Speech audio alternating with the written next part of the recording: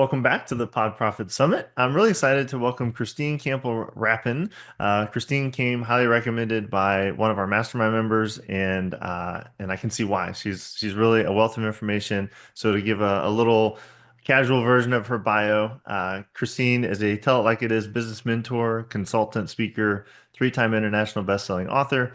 And she has worked with over 400 companies to create over $1 billion in revenue. She's also a podcast host. And so her podcast is called the Amplify Your Marketing Message podcast with Christine Campbell Rapin. So Christine's going to kind of take it away here in a moment and teach us three non-negotiables to ignite your client growth engine. And I know podcasting is going to be kind of baked into to what you share. So thanks so much for being here, Christine. I'm really excited to learn from you and share your wisdom with our summit audience. Thank you for having me. It is always great when somebody creates two great introductions. And yes, I want to give Jason props for connecting us to this, because Jason and I have known each other a long time, and it comes down to the truth that a lot of people are running out of runway in their business. And a podcast can be a big part of that, but it's not going to be the overnight success story. So let's start building the foundations of a great business that then crescendos into a really long-term success story. And I think the thing I tell people really candidly, I mean, yes, I did and have worked with a lot of people to create a lot of money, but every dollar is equal and everybody starts at zero. And we're at a time of the year where everybody is starting at zero, and the year is mostly yet unfolded. So I hope this is going to be super helpful, because I will orientate you to how to actually win in the world of business. And I believe that there are actually 5 foundations that every business on the planet needs. They are what I call non-negotiables, but until you have the first 3 mastered, 4 and 5 don't have a lot of context to them. So we're going to focus the first 3 today. And the most important piece of the puzzle is the one that's most often missed, in my opinion. And that is, can you identify and attract your next buyer? Because not everybody is equal. And in the game of business, if you don't have consistent clients and you don't have people to sell to, I will tell you, you are dead in the water. Yeah. And you have a really expensive hobby, and wake up, because if that's how you lived the last year, you will live the same year unless you get really clear on the next buyer. And I have a bit of a unique perspective of this, because a lot of people will say, well, that's just marketing, find the avatar, tell me the demographics, psychographics, blah, blah, blah, blah. I will tell you, knowing that she's, on paper, a redhead who lives in Boise, Idaho, and she makes $100,000 and she's got 2 dogs and a cat, and she's married, isn't particularly helpful for you finding a buyer. It might be really helpful for lots of things in your marketing plan, but finding the client, it's not the missing smoking gun that you're looking for. And I always look at finding the next buyer is a pivot point, a decision moment. So you need to understand the context of what's happening for your next buyer. What do they want? What are they considering? What have they tried? Why hasn't it worked? And you need to really understand that. And you need to find that place with zero judgment, zero criticism, and zero bro marketing at the table. Because I also think that will kill your business. Nobody needs to, our goal is to move money in business. And if you can find your next buyer predictably, frequently, and profitably, you've got a great, great future ahead of you. And yet the traditional marketing, which says, find the avatar, get really, traditional about it, and then lean on the pain, is like the worst business advice I've ever heard. Because the moment you lean on the pain and you come in a place of judging, shaming, fear mongering, immediately that does not make me want to open my wallet. Yeah. So what the hell are you doing? If the goal is to move money and the goal is to serve and to create impact and to find people who need what you have, I'm going to say that's a broken song. Leave it in the past. Instead, if you can find this pivot point and you can spot the pattern and you can come into it with a very human, in their ears, walking in their mindset, walking in, really understanding them, and just say, hi, I see you. It is amazing what you can spark. And it's amazing how much easier. And truthfully, I always say you can exhale here because the stress around what the hell's going on is so much easier. And I think podcasting is a really interesting place to do this because you have this very intimate access between the 6 inches that are the most important 6 inches in the world of business, which is the space between the ears, the mind, what's going on, what's going in circles, what am I looking for? It is so intimate. Step into the darkness and sit there and say, I see you. Amazing things can come from that moment. And I think the biggest thing you need to hear is that you don't have to solve anything here. You just need Hmm, to spot the pattern. And I say, with curiosity, bump into it. I like that a Push lot. yourself into that setting, put yourself into that decision making, empathize with that decision making moment. And people are so, I'm going to say gobsmacked, but so like perplexed where they're like, huh, you see me, you understand me.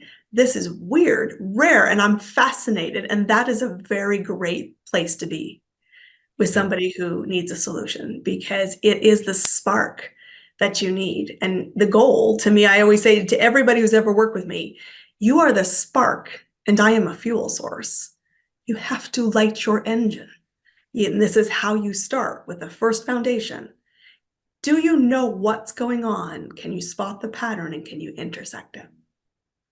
And failing to do this makes everything else impossible because you're not looking for everybody. Here's also the thing you need to know because if it feels like you're looking for a needle in the haystack when it comes to your buyer, you are. Like, I'm sorry, maybe you didn't get told that by anybody else lately, but I will tell you, created $1 billion, you are. Buyers are only 3% of the population on any given day. But the great news before you go, oh, I'm turning this off, it's 3% today. It's 3% tomorrow. It's 3% the day after, and 3% compounding every day from the year for that long tail of which a podcast can contribute is a remarkable tsunami that compounds with time.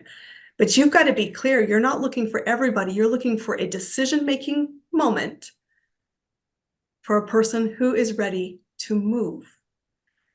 Like that a lot. So, and I have questions, but I feel like they may get answered by the second and third, so I don't want to like preempt that. So maybe we'll kind of save the questions at the end and do a more holistic review. But sort of my big takeaways from the first foundation, identifying and attracting your next buyer, is you're trying to identify or intersect, I guess, a decision-making moment for another human and being patient with the fact that it's only 3% of your addressable market that's like ready and qualified and willing to go today.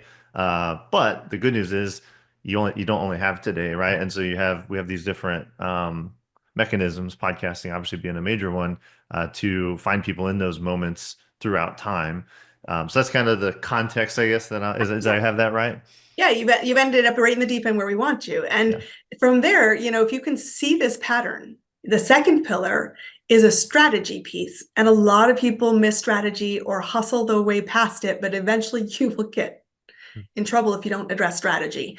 And strategy is the second pillar, and it is this specific goal to move somebody from curious to paid client. And I will tell you that podcasting is a tactic, as is SEO, speaking, networking, any host of things. I have a free resource. It's 25 ways to find your buyer. There's 25 tactics that I advocate that I know work every single day in every single economy. And if they're not working, it's not the tactic that's the problem because the tactic is working for somebody else. Yeah. It is that you don't have a strategy that is applied with the tactic, and you must have both in order to see consistency. And so here's the other thing that people misunderstand in tactic. So tactic is, just a do thing. Like, I'm just going to do one thing and just hope it works. Well, here's the truth. There's a well-known term called ZMOT or ZMOT. I guess I'm a Canadian, so I'd call it I was gonna say that ZZ thing. Okay, yeah. the and it is this that there's this very well documented research that on average a buyer will take 7 to 12 steps of research They're binging content, which is why podcasting is a smart strategy. They're Mhm. binging content before they're visible to you. So you've got to build a plan, a strategic plan that sparks curiosity, initiates movement, and keeps people moving so that they start to feel certain to explore, to get to a place where an offer is relevant. But this is a journey. And so many people forget how slow somebody who's scared, who doesn't have the circumstances they want, will move. And Yeah. so you go too fast, or you don't have enough detail, or you certainly don't have enough patience. And you don't control when somebody says yes to you in the buyer world, but you do control the actions you take to show up and be ready and responsive for when they are. And so I think every day compounds. Do the 1%, do the one thing today, but recognize you have to have a plan that moves somebody from curious to paid client. And there's a couple of very important pieces of this. Your goal is movement. So that means a lot of offers to move, not, hey, buy my stuff. A lot of invitations to, does that resonate? Can you see yourself in this place? Am I finding truthful? It's all the tuning fork moments of a Hmm. journey. And you have to map that out because you have to be clear that people could choose a million ways to entertain themselves and a million ways to distract them. But for you to stay at 7 to 12 steps, you've got to know who you are, what you stand for, why you stand for it, and why somebody would keep moving with you. And I will tell you that question is so simple, you will miss it. But it is the difference of whether you get hired or not. And so a lot of Absolutely. people will come work with me because they're like, I don't even think I know the answer to that. And I'm like, if you don't, your client won't. And that's a problem. We've got to solve. So if we first off go back to what are we looking for? Yeah. And then we go, how do we move somebody to transition and keep going? Because here's the biological sciencey bit for all the geeky people out there. There's a biological way we're wired that if we have 5 affirmation or yes movements, the 6th is almost guaranteed to be yes. It's just the way we're wired. We're wired for bias. So remember, we are getting micro buy-ins every step somebody takes with us. Right. And the more and more they listen to our point of view, they hear our opinions, they hear our stories, they connect us, they're either going to go, I am in the wrong room, help get me out of here, which you want because you don't want a tire kicker in your buyer mix, Right. or they're going to say, tell me more. And the more that they say, tell me more, the more they are bought into a belief that you can help them solve a problem, which is what the buyer wants. And you as a business owner wants too. So that's the second piece of the puzzle. Like that. You have to have a plan and you have to execute the plan. And you have to recognize that you don't control the timing of a response, but you absolutely control the compound effect of you showing up. And then the third piece of the puzzle is nothing moves hands if there's no offer. And an offer, to me, it's really important you look at the offer from 2 lenses. The most important one you are not paying enough attention to is, what does the buyer want? And it goes back to, if you know what they want, you'll be able to see it. And you have to be able to speak in a language that they go, yeah, that's what I want. So beware that you don't use language of the enlightened camp where you've already been and your current plans are, because your Yeah. next buyer is That's the not in the easy. same space. That's a really easy trap to fall into because we are experts at our thing, right? And so it's Yes, really sometimes difficult to put that buyer's mind back on, or we got 100%. this bias of being past the problem or understanding maybe the real reason someone needed the help, but that doesn't necessarily speak to what they want in the moment that they're seeking the help. So that's a really important distinction. And So it's that, slower than you think. yeah, Like, you want to sell a big unicorn because you've taken multiple steps to find the solution yourself. But your buyer doesn't want that. Like, it's not that we don't want unicorns, but I didn't Google that. I yeah, didn't search YouTube for that. I didn't search Pinterest or any other social media platform.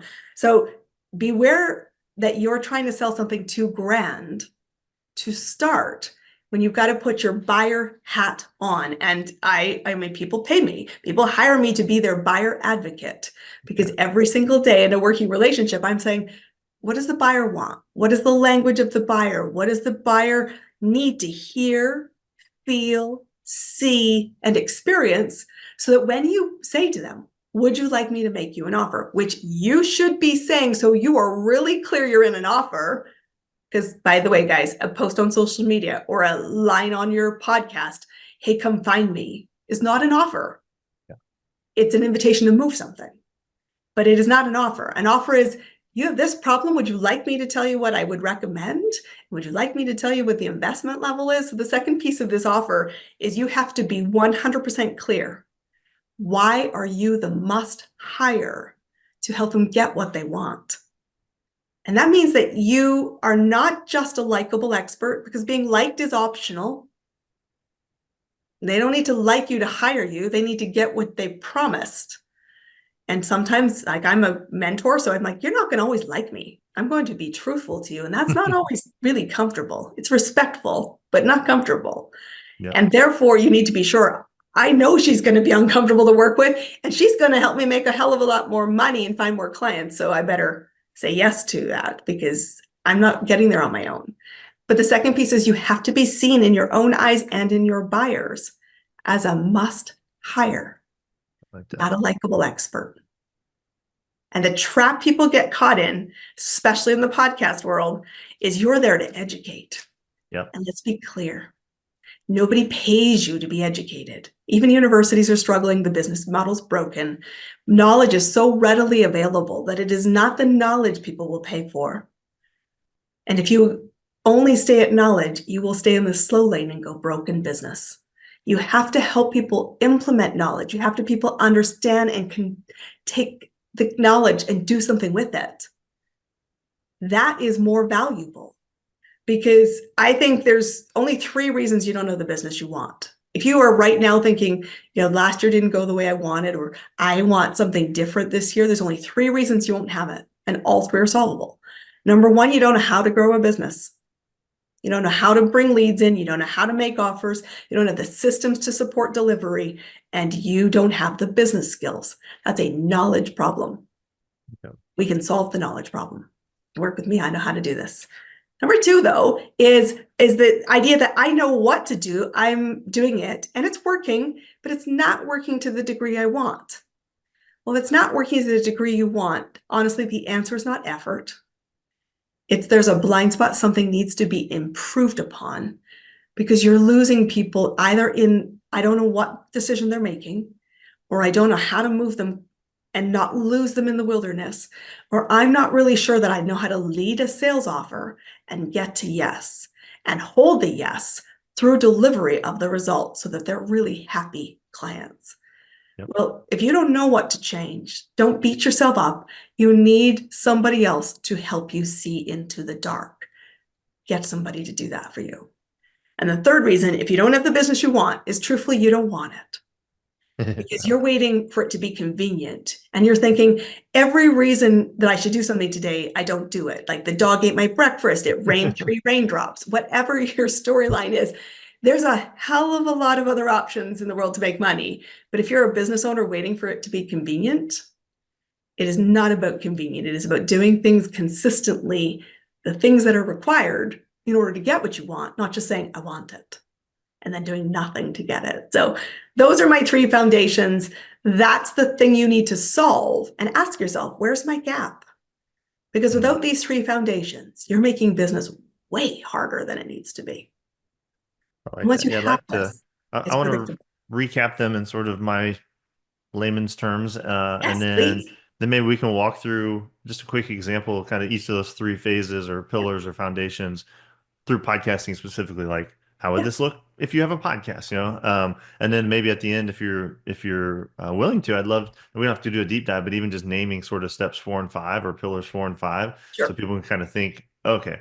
And I understand we don't want to go there because these 3 are probably where 90% of people are stuck. And so like, let's focus on the 3 foundations, but you mentioned there were 5. And so my, I know. type Completers are A, like, I want to know type four A and mind's five. like, I got to close the loop. What are the other two? Yes, I Um, will share 4 and 5. so number Incentive to the 1, end. identifying and attracting your next buyer. And we talked Mhm. about kind of the experience of that you're really meeting someone in a moment. And this is not the conversion. This is being able to identify when someone is a, I guess, potential prospect, potential client, so that you can attract them. Number 2 is really that conversion. Um, uh, process, I guess you call it, right? Like, so moving them from curious to a paid client. And we talked about 7 to 12 touch points or steps often to have someone buy. And then a thing I wrote down with the star next to it. This psychologically, the way that we're wired as humans, if we can get 5 micro commitments or five, yeah, tell me more, yeah, tell me more, yeah, tell me more, that six basically becomes inevitable, right? Like pretty much when you get, if you make the offer, which is obviously step three. But if you get to the offer after you've properly done step two, then the offer becomes a lot more inevitable to that prospect. And that pillar three was the offer itself.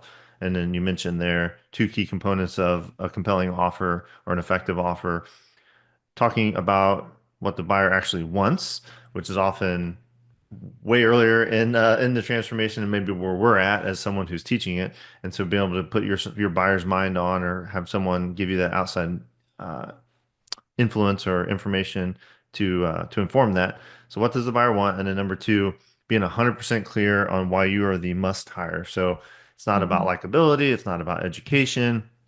It's about making it really clear, like I have I have identified you. I have given you the micro steps in the second foundation, the second pillar, so that when we get to this offer, as long as I'm showing you what you want, it should be abundantly clear. And if not, this is the time to make it abundantly clear. Like you need me, right? Like I am the really the only solution to this And problem. I've said that you Yeah, need me. yeah, I mean, this is the interesting thing. I think we so often I will see this famous thing is, and it's this very, very passive aggressive. We're educating, you need a podcast, you need a copywriter, and they're very broad terms that are very like most people don't know what a copywriter does or yeah, is because that's an industry target. And I said, so you're thinking a person who doesn't even know what that is going to find you and get you and understand you, and all you said is why you need one. At no point have you said, and here's why you hire me specifically when you have this problem because I can get to this result. And if you just make that change, I bet your phone would ring. yeah. And then we have to solve the next problem, which is what do we do when the phone rings? Because here's the other funny thing I will tell you, having worked with a lot of companies and business is just my jam. I'm like, for every problem we create, we will solve and have another problem. So Yeah, you need leads. Great. Now we've got them. What do we do with them? Crap, we have to sell them. Now we have to sell them. Oh my God, can I deliver what I promised? Oh, now what do I do? How do I keep finding new leads and selling while I've got clients? Like, oh, all I wanted was, a client. Like now it's like this is just the journey, my friends. Welcome to the wild ride. yep. New levels, new devils, we like to say in our Absolutely. mastermind, right? Like the business is an infinite problem, which is why it's so beautiful and so challenging, right? It's yeah, as you continue to advance and solve problems, you just as a reward for that, you get bigger problems. But Yes. they're more fun. And if you're an entrepreneur, you're typically very creative, and that's what makes it continue to be fun, right? Like if you just solve the problem and for the rest of your life it was so easy, I think most of us would burn it down and start something new, which we see people do And all many the do. time. So, And many do. And so you asked that question, well, where can we how can we apply this to podcasting? The first thing is like yes, if I took to pillar one, you need to get clear what are people searching for? So if your podcast, the name of it, doesn't answer what they're searching, you will never get found by somebody who doesn't know you. yep, And that's a problem. So in my case, my podcast is Amplify Your Marketing Message. It has some very important keywords first. Amplifying, which means people are looking for growth. It's very targeted. We've got marketing because they're like, I'm looking for a specific genre of industry and I need help with what? Many people will say, I need help knowing what to say.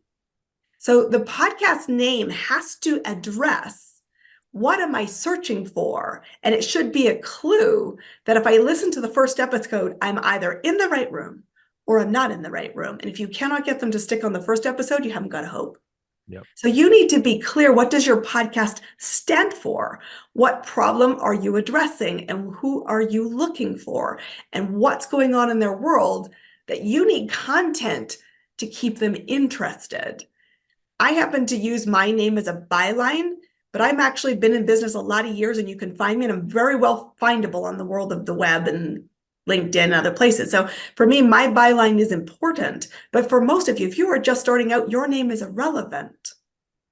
because I'm not going to be searching for your name. I'm going to be searching for a problem that I need solved, and I need content that's going to solve that.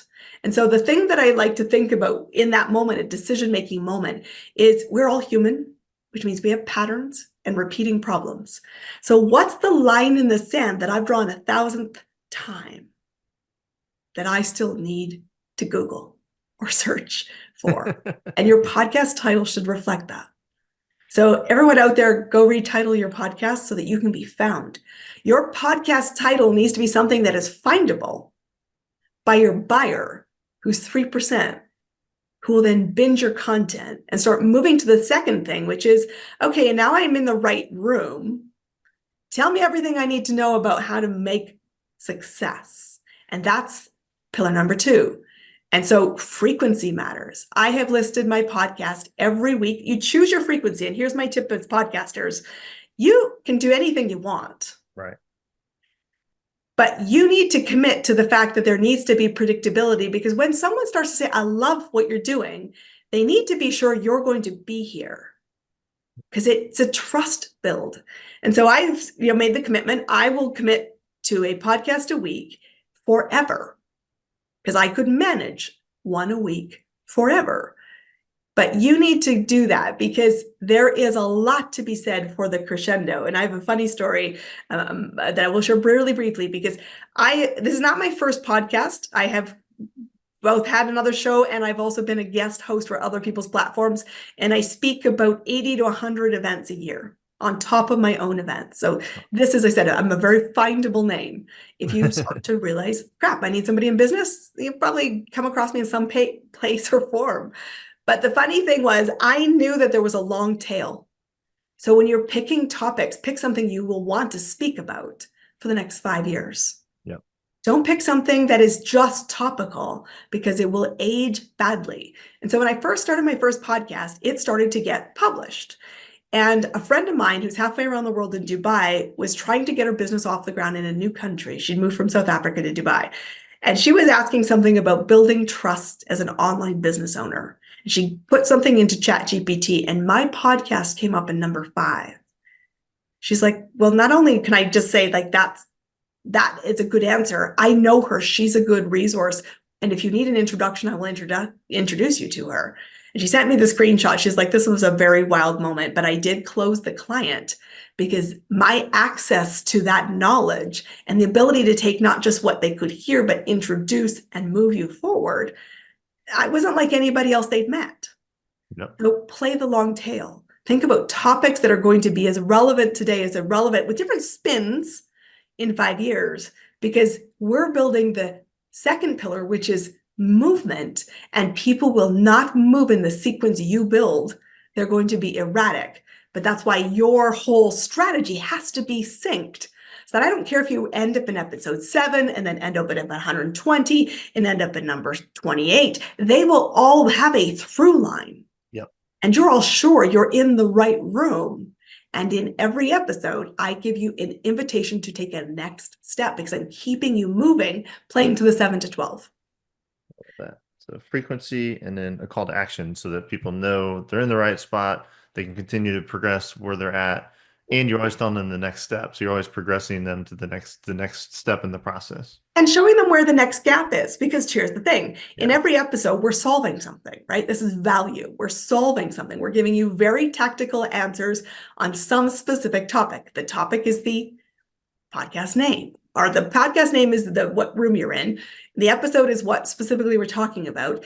And in the episode, I'm saying, and here's the context. Here's why it matters. Here's where you might get stuck. And when you might get stuck, here's how you get help. And that could be an interview where I'm saying, go talk to this person because I vetted them for you. And I've also said, if it's an episode I'm running, and here's how I can help you specifically find this problem, because you will have it. So we normalize the problem truthfully, and then say, and here's a way to support it. Like that. And then the third piece of the puzzle is you should have, I believe, solo episodes that talk about you, your business, what you do. And interviews are great. They're a great way to expand reach. There's a really valued platform there. But if you want to be hired from your podcast, you want to be seen as the expert, not just as the person who brings great people, but who does integrate the information that you're bringing together, make sure you have solo episodes where you talk about your program, your offers. And it's not a pitch fest. This is client wins. This is the storyline. This is the gap. And this is why our programs are designed the way they are, to support the gap and to see you make the result you said you wanted. So I think there's, in those three pillars, the thing about the podcasting world is it will evolve. And I will tell you this, I'm a bit unusual in the podcast space. My podcast was never, and to this day has never been about finding clients. A lot of people start a podcast because they think they want clients. That is the longest pathway to finding clients, typically. So if you need clients today, don't do it as the only thing you're doing. Yeah, because I it's agree. a long tail strategy. So my podcast is entirely about being more valued to my current clients, to my network, and to my future clients, because I'm about strategy and they will need tactical experts. So people that come on to my podcast are tactical experts I have vetted. This is a pure referral strategy. Because every time I post an episode, this one's coming out, there's always at least a dozen people in my network that, can I have an introduction? I might need to know them. Yes, you should meet them. I would love to be able to introduce you. And I have this beautiful element of it. Now that my podcast's been around a long time, I, of course, have podcasts. People who said, I found your podcast or I've heard you speak. I binged 7 episodes. I think I need to hire you. Let's talk about it. And I'm like, great. But it was a byproduct, not the Yes. goal. And so when people now come to me, here's a great way you can use your podcast long-term to find clients and to ignite that client growth engine, is when someone comes up and says, I don't really know much about you. And you're like, well, I have a podcast. What is your biggest current problem that you're facing? And I would respond by saying, here's 5 episodes that are really going to help you. And at the end of those 5 episodes, if you need support, the obvious answer should be a conversation. Yep. And it's so helpful. And every time you get to that place, people are like, I know you would help me. I'm just scared. Do I really want this? And I said, well, I'm a fuel source. I'm not the oxygen of this.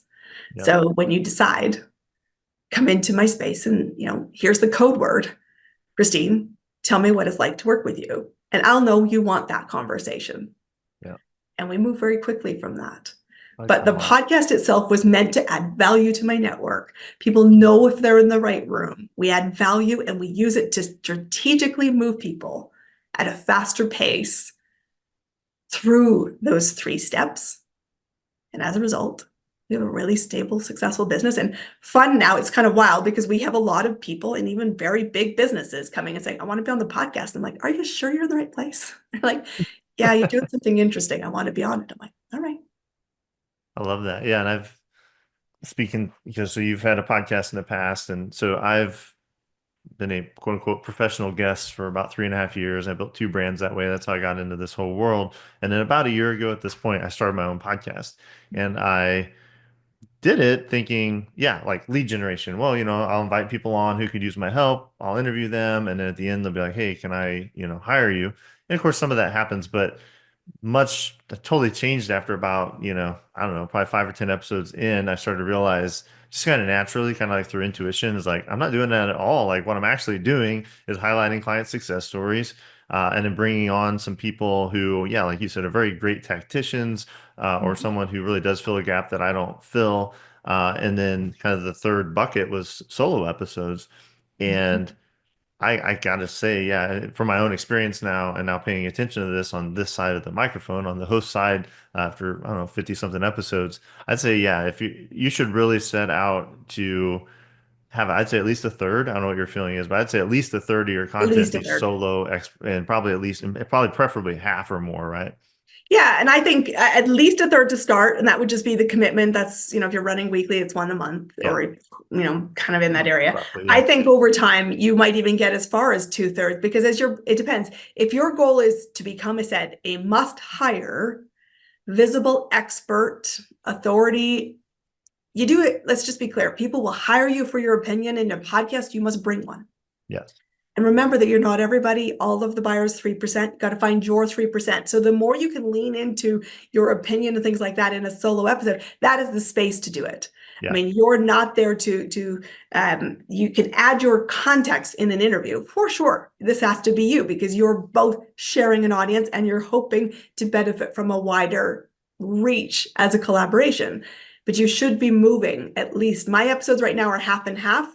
And truthfully, there's a lot of conversations around you could do 2/3, but I'm like, I've just right now got this pipeline of such fun people I want Right. to play with that I'm like, I don't want to add an additional episode into the calendar year Yeah. because I know if I did it, my commitment has to be stability for the audience. Yes. And so I was like, I'm, as a consequence, booked out 3 months. Yeah. Yeah. And I guess that was the final point I was going to make.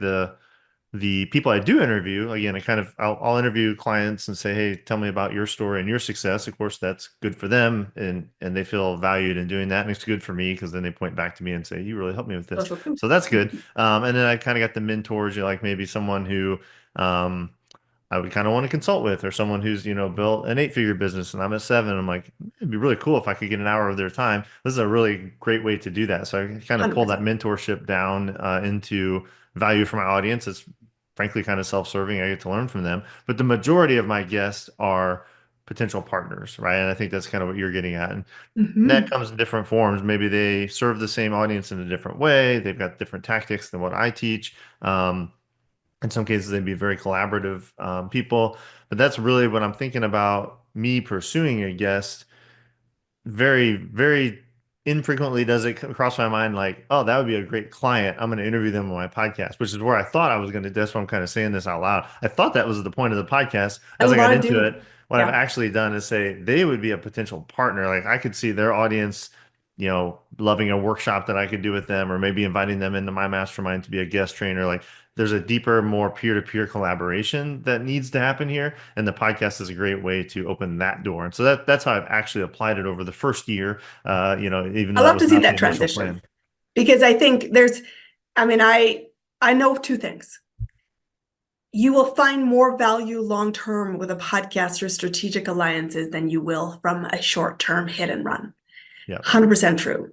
The second thing is a guest, nobody wants to come on feeling hunted Right. as a client. And I will tell you, I know the names in the industry I that are do too. teaching that. And you will Yeah. see the pattern once you've been through it once and you Yes. will spot it. And yes, I have no problem as long as you were honest about it. But the snaky misrepresentation is not Yeah. cool in my books. It just I doesn't agree. sit with my value system. So, I will tell you the other thing about podcasting that I think is so fascinating is you need to keep the early days public because a lot of people will come into my world now and I'm like, let's just be clear, I didn't start here. I Right. didn't come up fully hatched.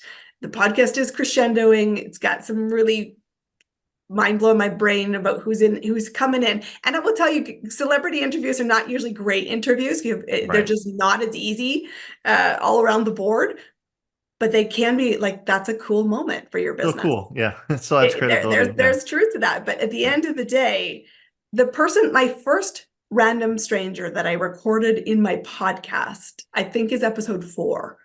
And this person, I just met on a podcast Facebook group, kind of like their angle that they wanted to come in. It was neither, like I said, the first dozen episodes, I would love to just archive. Right. And the first dozen are the most watched episodes, which is ironic. So you're like, oh my God, pressure's on. But I keep them because I'm like, you need to see how it evolved. Yes. You can change your podcast name, peeps, and keep the history. Yeah. But get clear, use these 3 foundations because I will tell you, it will help you if your goal is clients. You have to be something that people are searching for. You have to add value and think about the long-term partnerships. And that means use your podcast as a platform to strengthen partnerships, to find things, and to remember it is valuable to all sides. Yeah. So hold a standard and set your standard because that enables you to cast really big ripples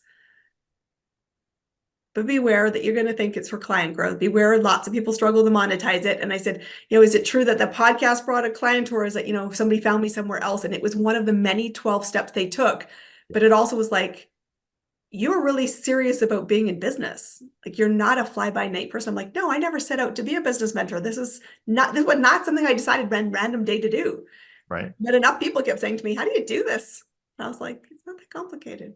There's for 5 foundations. I told you 3. 2 things you need to know. 2 things predict your revenue, your ability to find your buyer, your ability to make an offer, and everything else is a distraction. Yep. I love Do it. those 2 things more often. Focus on these 3 foundations. I'll tell you 4 and 5. I would And say that's how let's business hit is four and won. five real quick, and then I definitely want to make sure that people are very clear on the next steps Yeah. for how they might how they can contact Christine and get your help directly. But yeah, we don't have to go into them in any I'm going to depth, show but you even just really quick. naming the fourth and fifth step, I think would be fun. Yeah. So number 4 is leadership and influence. Hmm. First things, you got to do what's required, not what you want. So that's leading yourself. You have to actually lead your client to the result you promised, or you're going to have a really bad reputation. And if you have advocates, that could be other podcast guests, it could be staff, could be other people. If you want to help people build your crescendo, you have to influence them well. That's number 4. Love Number that. 5 is business math. I'm sorry, but the business is a business. Treat it and run it like a business. It will reward you like a business. Business math. I love that. Oh, that's Yeah. so good. Every inputs always drive outputs. If you're not happy with your inputs, they're not random. They're really a function of math. So if you want more or different, change the inputs and add acceleration. I love that. Yeah, I may have to invite Christine over to the podcast and maybe talk about business math because that's a personal passion of mine and I'd love to get your insights on it. I But would happy to. a Yeah. topic for another day. And then, but yeah, I really love the 3 foundations that we focused on today, though. I mean, I think for pretty much everyone listening to the summit, I mean, pretty much everyone in business, and I think in online business in particular, we can get really distracted by tactics and the newest tool and the newest AI, this or that. Like going back to the core foundations of business, identifying and attracting your next buyer, moving them from curious to paid, and then the offer, right? Like having a compelling offer in a way that meets them where they're at and makes you the must hire, where you can, in good conscience, say, "You need me," right? And like, do you want to do this? Are you ready? Do you have the spark that I can, Add pour oxygen my to it. fuel on? I love that too because it's like my job is not to have the spark. You need to have the idea, the spark, the motivation. Like you need to want this, and if you do, then you need me because I can pour the right fuel on it to really make your success inevitable. And I bring to the table all the track record, all the lessons, all the grenades I stood on, all of it. And I'm still really committed that I know I'll be here in 5 years. Yeah. And that stability. And remember, here's the final thing I will tell just with buyers, because I think a lot of people miss this. When somebody, they make a decision to hire you before you make the offer. The question is really timing. Yeah. And it's who is more certain? Are you certain you're the must hire, or are they certain they're more scared to fight for their limits? This is not about convincing. And I say to people all the time, I said, do not mistake my certainty for coercion. Whether you choose to work with me today or not today is entirely up to you. I'm here to help you make a decision. Your job is to decide it's the right one for you. And if it's not me, awesome. If it is me, awesome. And if you want to say, I'm not ready yet, I'll be here in 6 months, you guess what? No surprise, I will be here. I'll be here too. Yeah, I like that. So That's do awesome. you, boo? I always tell people that. I'm like, but I do know holding somebody's hand to figure it out is so much a smarter money decision than you were Yes. overthinking. Yes. 100% agree. All right. Well, Christine, yeah, to wrap up, obviously I want to give people the clear next step with you. So if they're resonating with this or like, I need more Christine in my life and I want to go deeper with these foundations or some of the other things that you share, like what is the next best step for people? I want to show you how elegantly simple this is, peeps, because I walk my talk. So if you're watching the screen, I've told you business growth is elegantly simple. I want you to come find me. My name is Christine Campbell Rapin. Find me, ChristineCampbellRapin.com. That's how simple it is. And you can choose your own adventure once you get there. I look forward to seeing you on the other side. Love that. All right. Well, thanks, Christine. It's been super valuable, huge pleasure, a great addition to the summit. So we're grateful for you. Thanks for all that you're doing, and we'll let people go find you through Google or ChatGPT or whatever people like to do now. So Christine Campbell Rapin, you're awesome. Thanks so much. Thank you. Hey, I hope you enjoyed this session of the Pod Profit Summit. I want to make sure that you have upgraded to the Pro Access Pass. This is really the key to unlocking profitable podcasting for your business. So in the Pro Access Pass, you're going to get infinite recordings to not just this session, but all of our amazing speakers, the tools they've shared, the insights they've shared. You're going to get an interview cheat sheet where you're going to not only learn how to be an amazing guest or an amazing host, but you're going to see me behind the scenes coaching some of my high ticket clients that helped them generate over six figures on Amy Porterfield's podcast and Ali Abdal's podcast. You're also going to get access to our Podcast Profits Quick Start program. So if you're like, wow, I really want to get into guesting or I really want to grow my show, this is going to be exactly what you need. This is a $1,000 course. It's included in this amazing Pro Access Pass access. And we have some private VIP only private podcast content going behind the scenes with people who have made at least six figures with podcasting, where they show you exactly how they did it. So don't miss the opportunity to upgrade to the Pro Access Pass. On that same page, you're going to see a way to go even deeper, personalize this experience to you, to your goals, with some private strategic coaching and a seat at a VIP mastermind. So look forward to seeing you on the inside with your Pro Access Pass.